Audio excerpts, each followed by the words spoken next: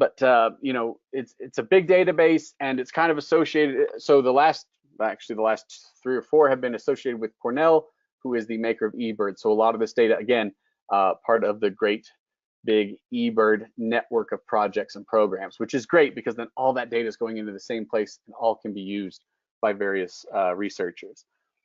If you put up bluebird boxes, house wren boxes, chickadee boxes, it's a great way, you know, to get to go out and enjoy them on a much more personal level while also contributing useful data to this project. Oh, had a glitch there. That was a slide that was supposed to be skipped. So other projects. So these are projects that that, you know, they can be very localized. You have to really jump into them a little bit more. Breeding bird surveys, you know, you have to go out and do it in the designated space during the designated time and area. It's organized by USGS. A lot of the survey routes are full, but they still sometimes have some open, so it's worth checking into. Many states have projects where they're asking folks to go out and bird as part of their state atlas, and again, certain requirements you have to meet to participate in those. You know, monitoring for birds with bans, monitoring endangered species like California condors, very species-specific projects with, you know, bluebirds, purple martins, all sorts of things. But you know, you can ask, you know, your local conservation groups what's available in my area, because there are certain ones that this is available here and this is not.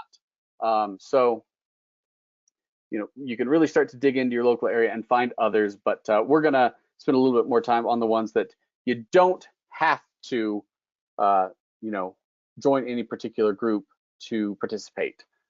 So with that, I'm going to stop showing that screen.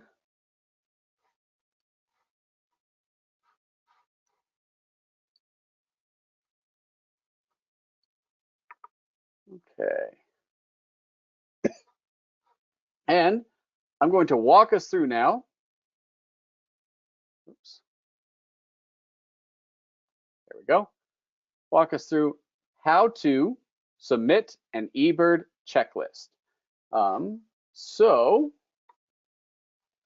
first thing, you're going to have to log in or create your login.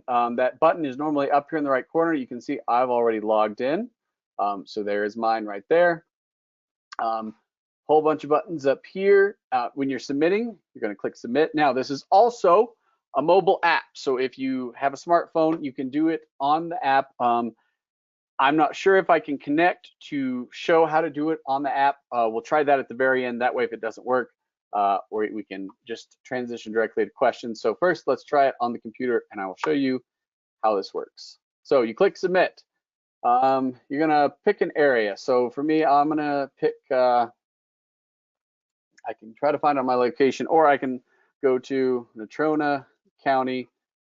Oops, I'm just gonna go to Natrona, Wyoming, United States. And then it shows a map here of personal locations that I've created, and red ones are hotspots. So I'm gonna come out here, we're gonna click on Edna Kimball Wilkins State Park.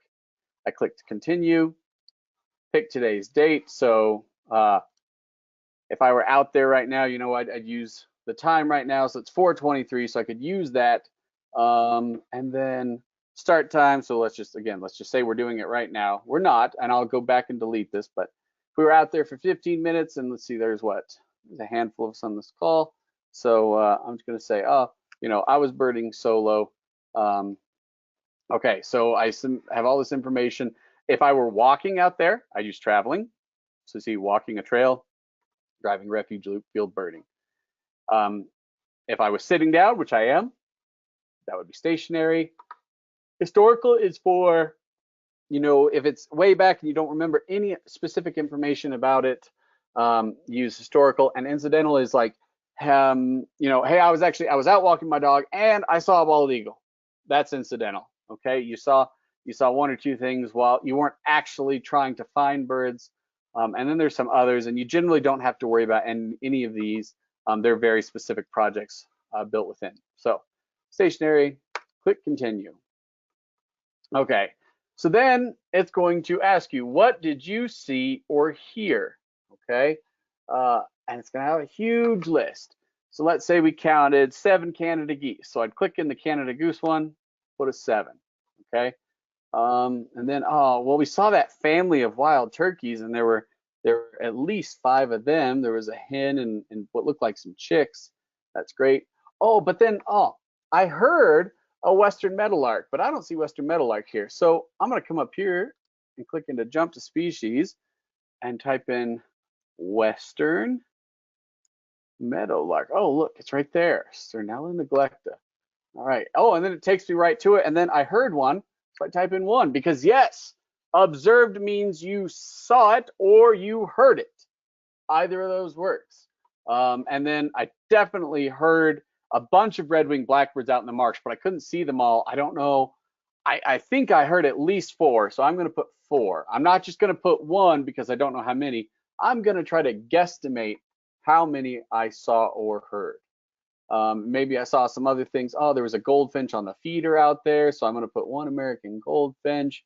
Oh, but I also saw a finch. I didn't know what it was, so I'm going to put it under finch SP because I don't know what kind of finch it was. So you can see there's a lot of choices because it's all sorts of birds that would be expected at that date in that location. So these lists are created through a filter process, through an algorithm that bases it on previous observations. So what you might see or hear at this location on this date based on previous information. And they're not always perfect.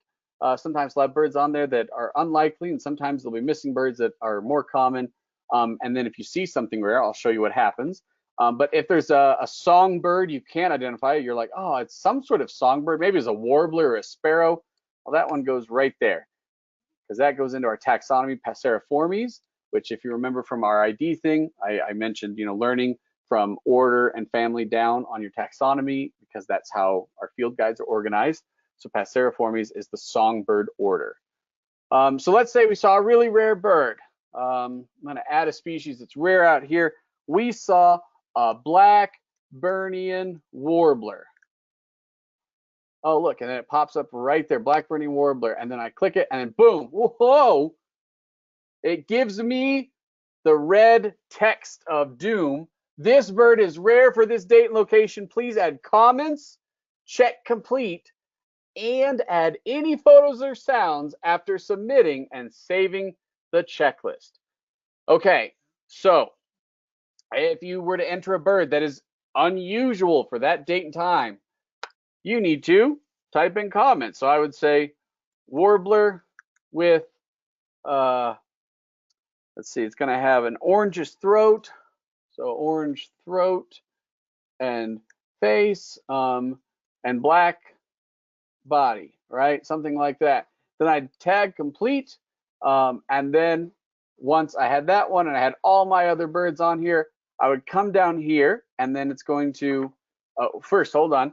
So we added comments, I checked complete, and then it says, and add any photos or sounds after submitting and saving the checklist. So then I'd come down here, the right-hand corner, it says, are you submitting a complete checklist of the birds you are able to identify? Yes, I am. If I missed birds, I missed birds, but everything I saw, I did the best I could to identify it, including, remember this one right here? I didn't know what kind of bird it was, maybe a sparrow, maybe a warbler. Well, that's the best I could do. So I am satisfying this requirement. I click yes, and then I click submit. Then once you click submit, you'll be able to add the photos and sounds after submitting and saving the checklist. Now, I'm not going to submit this one. I'm going to go to my eBird, and I'm going to just pick this one right here. So at this one, if I wanted to submit, this is a survey I did in Laramie County, Wyoming. I would go into the checklist after I submitted. You go to my eBird, and you can find latest checklists over here, or you can just go to manage my checklists right here. Okay, and then you click on one over here.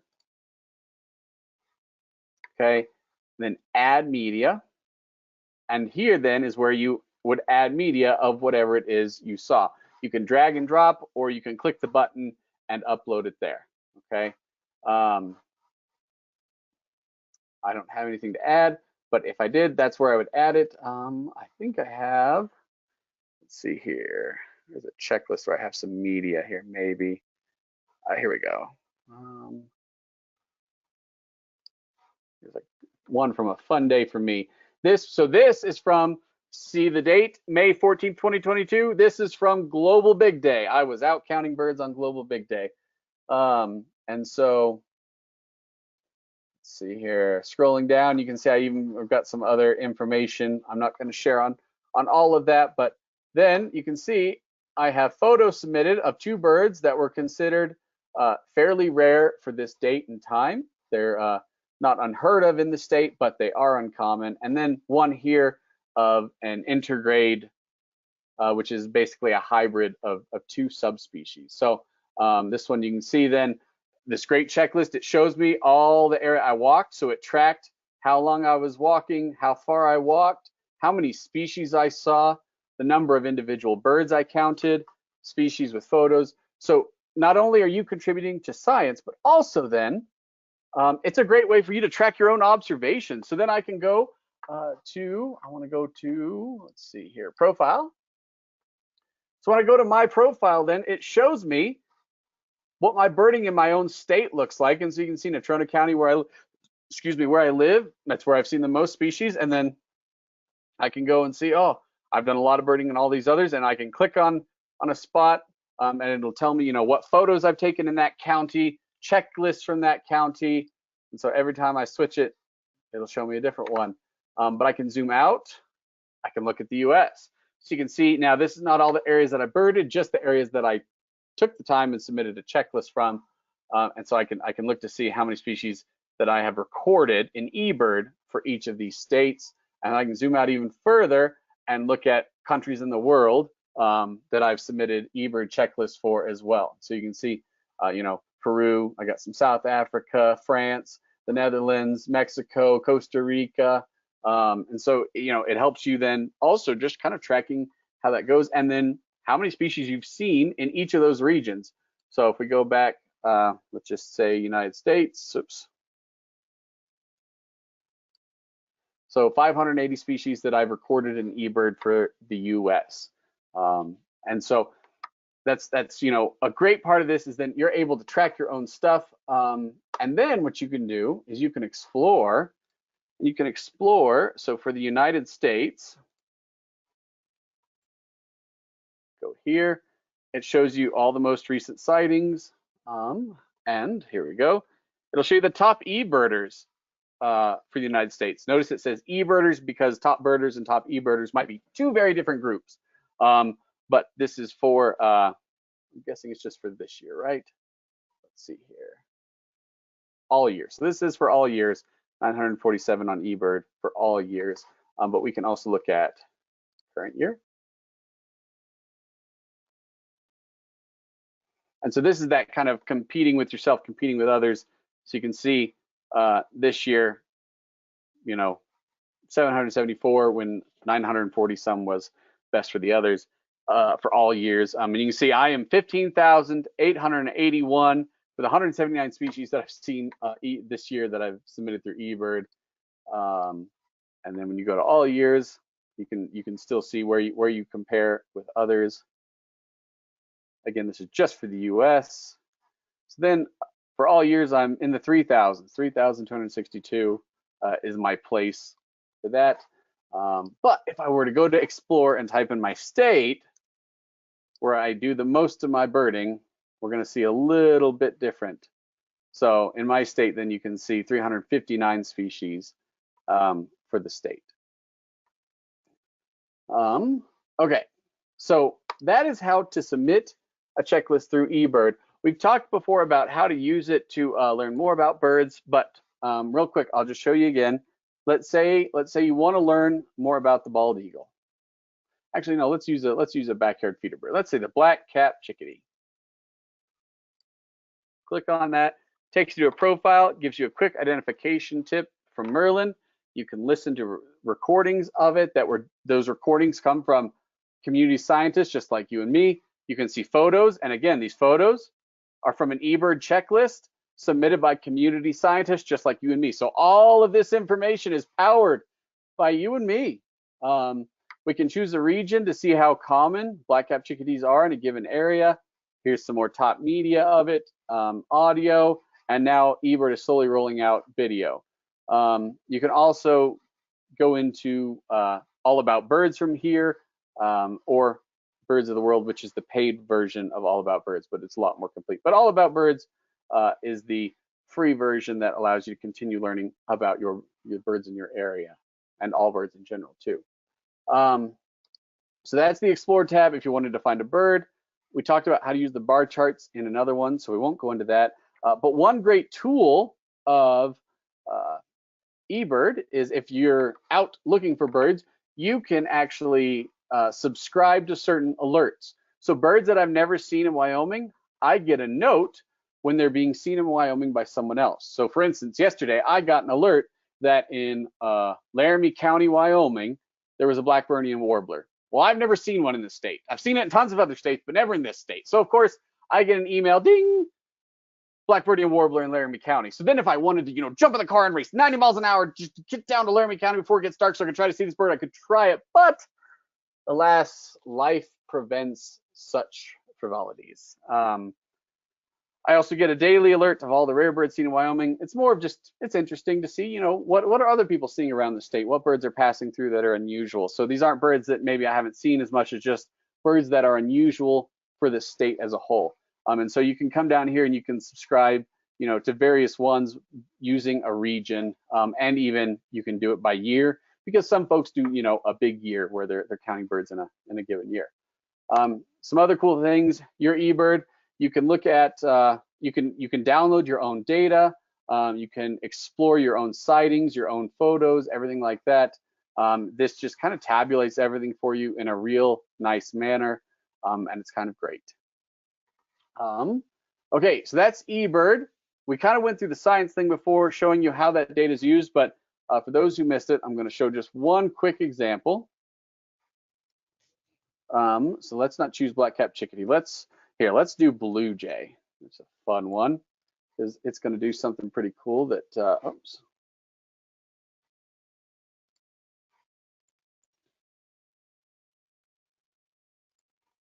There we go. I clicked the button. I shouldn't have clicked the button. So it's going to show us a dynamic abundance and range map. So this is abundance, meaning how abundant is it for that area. Let's see. We want range.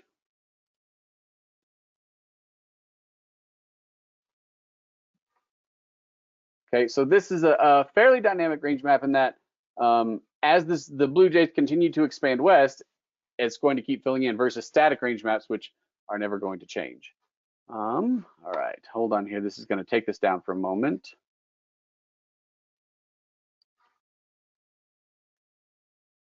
Let's see.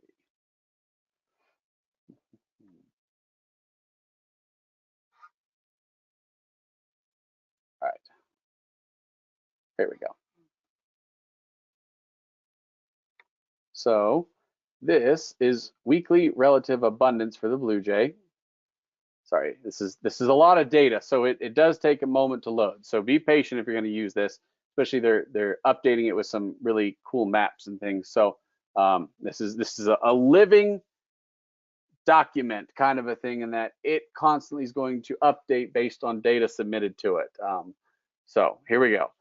So this is kind of how the weekly relative of abundance of blue jays changes from January to December. Okay. So if we start it, hopefully it'll start. That's the 11th of January, 18th of January. This is February.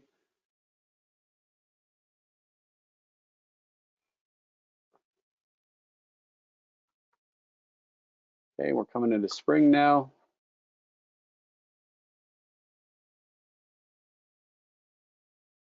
This is March.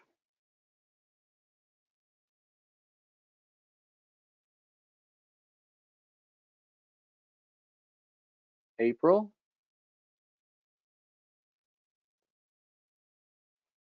All right, now we're coming into breeding season here with May. And what you're going to see is a lot of those purple areas have started to shift. And that's because while some of those birds were hanging out in certain areas where maybe food was bountiful, now they're going to switch to their breeding grounds where they're going to disperse and be, in a lot less large flocks and in smaller flocks breeding likely. And so here's June and July because they're being observed less because they're just caring for their nests. Maybe they're being less noisy, less raucous. They're at feeders probably far less during the summer while they're feeding insects to chicks. So this is July. It's not that the population disappears during this time. That's not what happens. No, it's just how frequently they're seen based on their behavior changes. So this is a non-migratory species that still shows some, really different patterns in their abundance based on time of year. So now we're coming back. Here's fall. So you can see in fall, after there's lots and lots of babies everywhere, baby blue jays everywhere, look at how purple it gets in the fall because now there's all these babies, and then that's going to start to retract back because you're going to have baby bird mortality, unfortunately, in wintertime. Winter is harsh on baby birds, and so you're going to have some drawback as winter gets into its worst times and food is scarce and competition is at its peak and predators are looking for food. So you can see this slow drawback. That was a lot slower than it should have been, but still a cool way to see how data given by community scientists is used. All right, I'm going to pause that. Okay, let's real quick go through how to use iNaturalist. So iNaturalist is great. It's just iNaturalist.org. You're going to log in. You'll see over here. Here's your login thing will be over here. I've already logged in. I click the Explore tab. Now for me, it has my home region set. So for me, it's got the state of Wyoming here with recent observations. Now there's a couple things you can do at this point. You can keep trying to put up observations.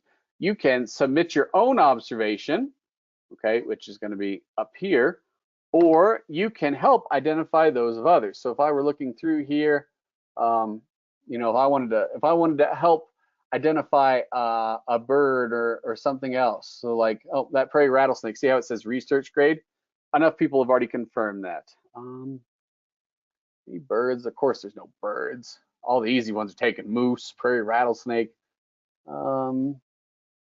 Here we go. Oh, well, it's already been confirmed. But there's common raven, so I could click on that and I could add an identification of that. Here's a tree swallow. Let's see if I can help identify with this. So you look here, oh, you zoom in on it. Oh yeah, that's a tree swallow right there. Looks good to me. So then I can come down here and I can agree with tree swallow. Okay, and then what you'll notice is all of a sudden this now has the 3 agreements on species that this one will be upgraded to research grade, which is great. Again, this is a big social media thing, and it's to help others with their identification skills. You snap a quick photo, you're not sure what it is, we'll submit it here, and experts from all sorts of areas will submit their believed IDs. And so if we go to my observations, I don't have that many, and I submit a lot of insects because insects are not my area of expertise. So for instance, I submitted this American dagger. So I had this caterpillar crawling around on trim to a piece of my property there, and I took a photo of it, and someone helped identify it. The app gives you a suggestion, and then someone else came in and added an agreement to that ID suggestion. So if you're going to submit your own, it's honestly easiest to do it from your phone, because from your phone, you open the app, you click submit an observation, take a photo, add the location, and boom, it will try to help you identify it.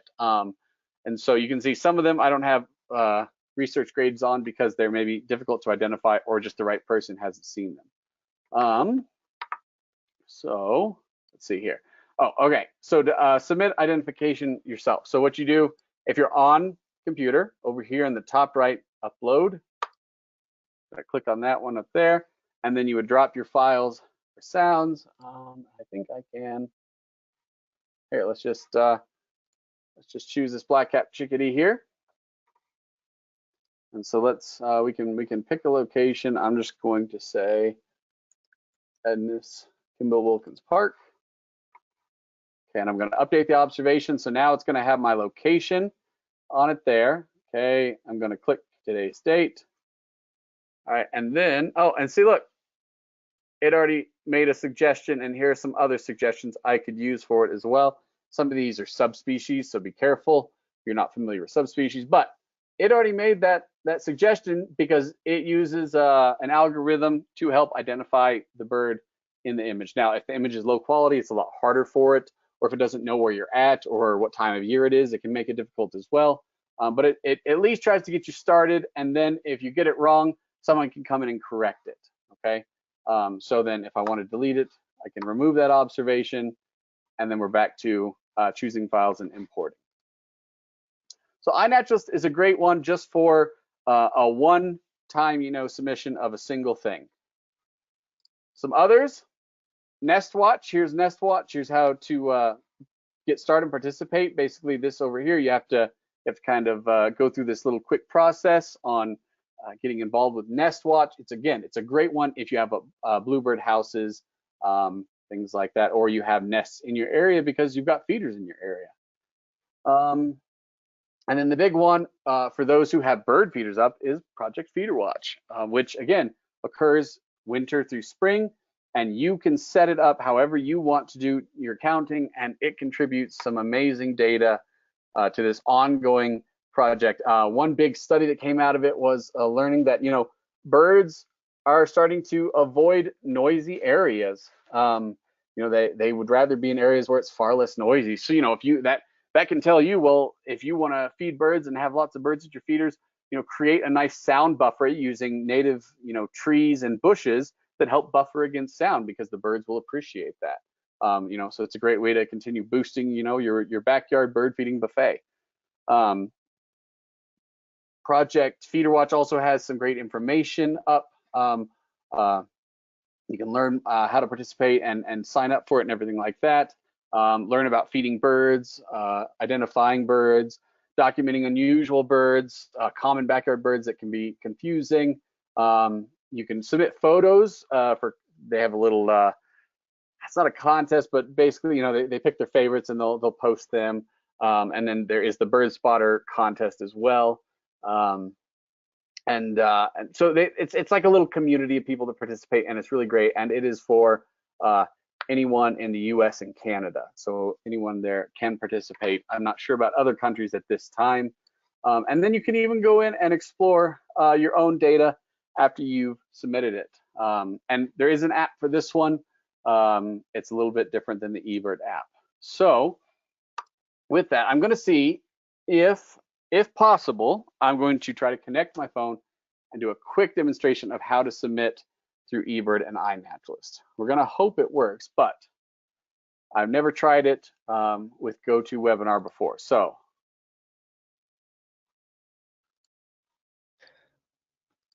Zach, okay. While you're getting that ready, I had a couple people wondering what the rarest bird is that you've seen, or most interesting. Oh, oh gosh. Rarest is hard because, what's rare for me might not be rare for someone else, right? One of the coolest, though, a few summers ago, I was driving out to this hidden waterfall back in the back mountains of Wyoming, middle of nowhere, 3 hours from the nearest town, driving down a dirt road. Didn't even have a pair of binoculars because I was going to find a waterfall, right? It's a hidden waterfall. I had my map. I was navigating, to it, and I see a bird flying down the road, and I about freaked out because I went, that is not, and I didn't have binoculars, so I couldn't zone in on it really well. But I went, that's not a bird that should be out here. I wasn't sure exactly what it was, but I knew it wasn't a bird that should be out here. So I sped up to get closer to it because it's a big bird. And I got close enough and I realized it's a Jaeger, which is an Arctic species. And it was here in June. And they pass through, spring and fall, mostly in the fall, but not in the middle of June. And this bird was out on the road. And so I went to the secret waterfall, had a great day. And then I raced back home, got my camera, got my binoculars because I wanted to document this bird. And I got good enough views to identify it to a species level. At that point, I knew it was a Jaeger. I wasn't sure if it was Pomeranian or long-tailed, But then I got back out, or parasitic and long-tailed, and I got back out there and identified it, and it was a long-tailed Jaeger, and it was the first documented one for the state. And I was really excited because, I got a photo of this bird that hadn't been photo documented in the state, and that was a really exciting one for me because it was not only an unusual bird, it was an unusual time of year for the bird. We kind of always know, yeah, Jaegers are probably passing through the state, we just missed them, but they pass through the state right now. This is the time of year I'd expect to see a Jaeger in Wyoming, not in the middle of June while I'm, in my flip floppies and I got my beach towel and I'm heading to find a secret waterfall. That was a slip there. Waterfall with with a swimming pool at the bottom of it. I wasn't expecting it. So that one was a really cool one because it was out of the blue, out of the ordinary, and that's a lot of fun when that happens. I get a lot of really unusual birds in my feeders, which is exciting. One of the exciting parts of having bird feeders up. Rose-breasted grosbeaks are not a common species in Wyoming, especially this far west in Wyoming. And this year I had 6 different rose-breasted grosbeaks come into my feeders, which was so exciting. And to have 3 at once, 3 adult male rose-breasted grosbeaks fighting in my feeders was it was mind-blowing. That was really exciting. I had some other really great rare birds that have come into my feeders, and it's one of the exciting things about having feeders up is you just don't know what they're going to lure in. Sometimes it's a black bear and it's going to rip everything down, and sometimes it's a rose-breasted grosbeak and it's going to brighten your day. Although the bear brightened my day too. Just the aftermath of cleaning wasn't as bright. Okay, I could not connect my phone. GoToMeeting does not allow for that option that I can see. So I can't show everyone how to do it on my phone. But if you go to those sites, they have video tutorials on how to make those submissions through their apps. iNaturalist has an app, eBird has an app, Project Feeder Watch has an app, and they all have video tutorials on how to do it. So if you are struggling with it, it's very straightforward. They make it very user-friendly, but if you are struggling, they do have those to help you walk through that process. And it's not a lot different than what we did on the computer. It's just obviously, kind of a different platform going from a desktop down to a mobile phone.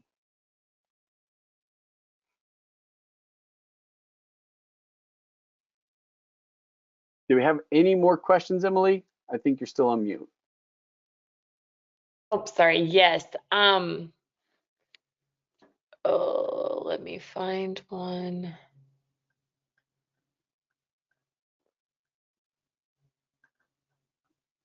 Oh, okay. So someone is having trouble with their Merlin Sound ID. She said it's been unable to ID for months. She's just been getting an error. Is there another suggested app with Sound ID? Yes, there is one other that uses that. Let me pull it up here. It's called BirdNet. BirdNet.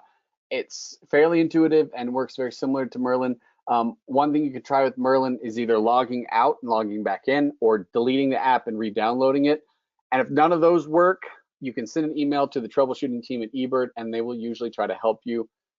It can also depend on your operating system. Sometimes the operating systems either outpace the app, or the app outpaces. If you have an older phone, sometimes they'll outpace the operating systems because they have to keep up with the newest. And so sometimes it's just cheaper for them to keep up with the newest operating system. So you can try reaching out. If deleting it and re-downloading it doesn't work, also try logging out and logging back in, because Merlin is tied to your eBird account, usually, if you've logged in. So just a couple things you can try. Give it a shot. You might also need to download a pack. Maybe you don't have the right pack downloaded. Without being able to see, I can't help too much more than that. But those are a couple steps you could take to try to fix it too. But BirdNet also will work.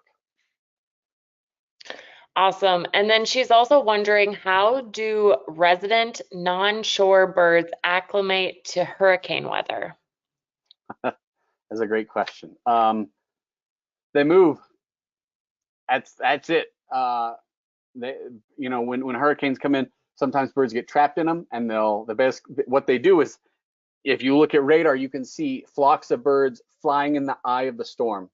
There are some birders out there who, they're not trying to be insensitive, but they get excited about the prospects of these big storms, because rare birds ride these storms in. A storm coming that far from, out of the Gulf can bring really rare birds inland. And so you'll see birders who actually go out in these storms because the storms carry the birds. But most birds will just disperse ahead of it. They will get out of the way of it. They won't try to ride it out, especially shorebirds, things like that.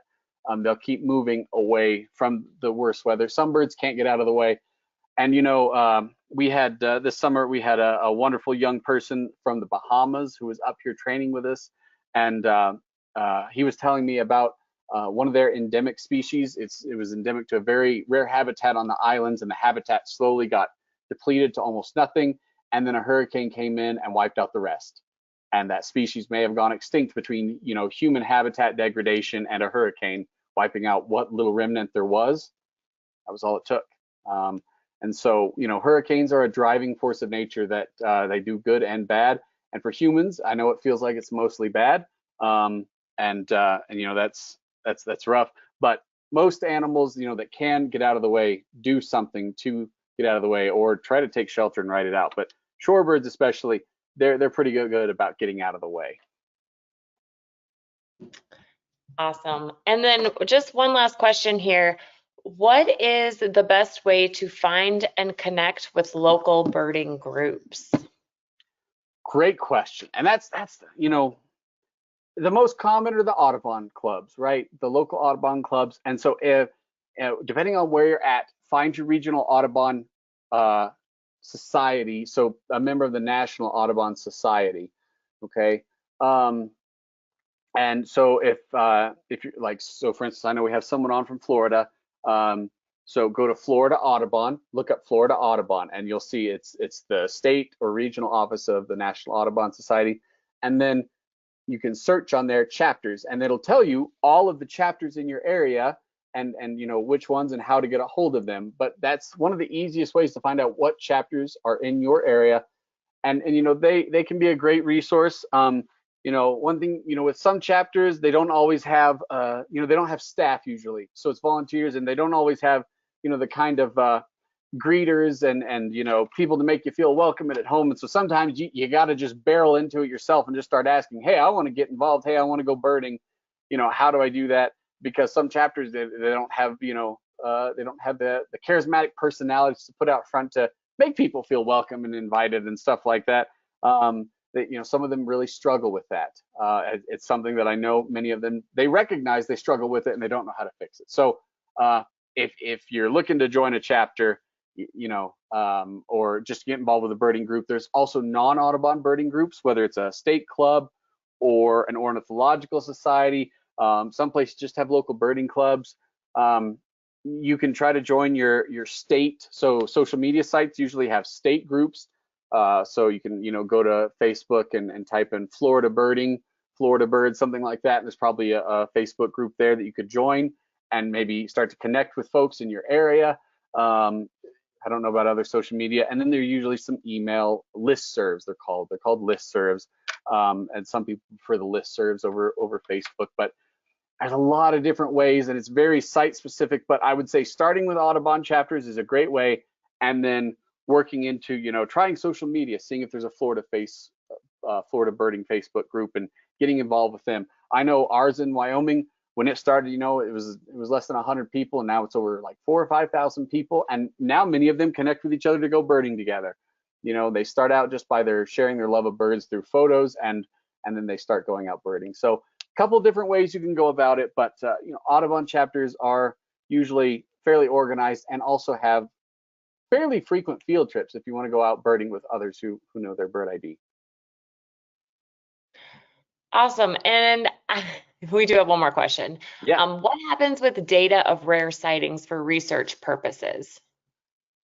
So it depends. It depends on how, you know, depends on the question being asked, right? They're not just analyzing, well, what's happening to all birds. You know, certain researchers are coming and asking very specific questions. Maybe it's of a habitat or of a guild of birds or something like that. So those rare bird sightings, they might not seem significant in the short term, but what happens is, so say for instance, in the 1970s, if you saw a blue jay in Wyoming, that's an extremely rare bird.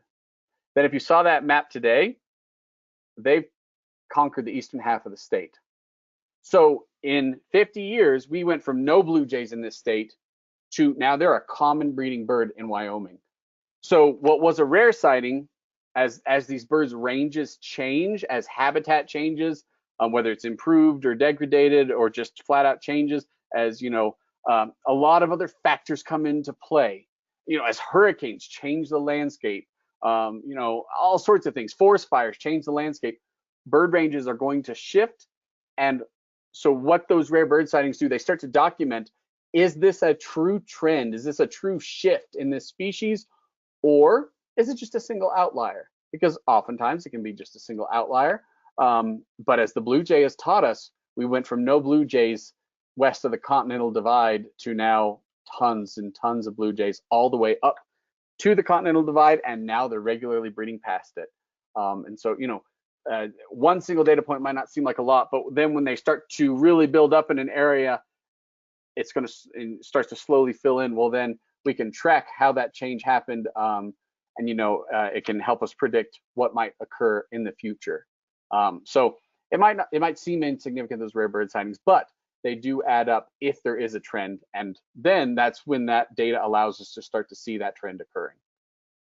Great question. It's a really great question.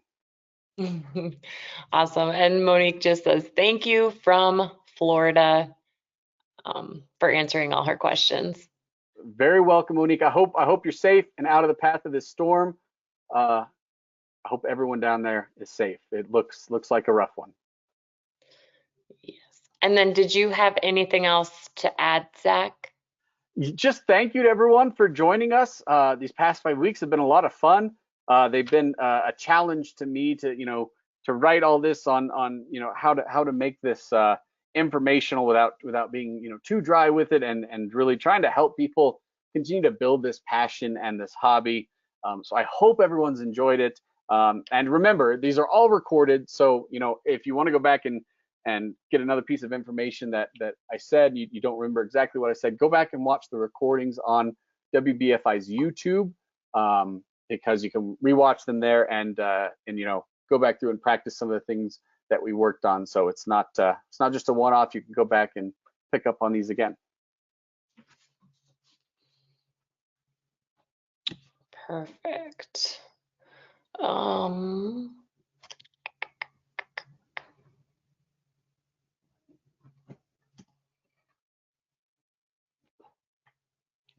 right. And thank you so much, Zach, for sharing all your knowledge with us the past 5 weeks. I know I've learned a ton, and I'm sure our audience did as well. If anybody on here has created content of setting up your feeder, feeding the birds, or cleaning your feeders, we would love for you to share that on WBFI's social platforms. And like always, make sure to follow Flocking Around and the WBFI on social media to stay in the know on upcoming webinars and events. Our next event will be the annual meeting taking place in Clearwater, Florida, November 1st through the 3rd, and we would love for you all to join us. Thanks again for being here, and have a great night. Thanks, everyone.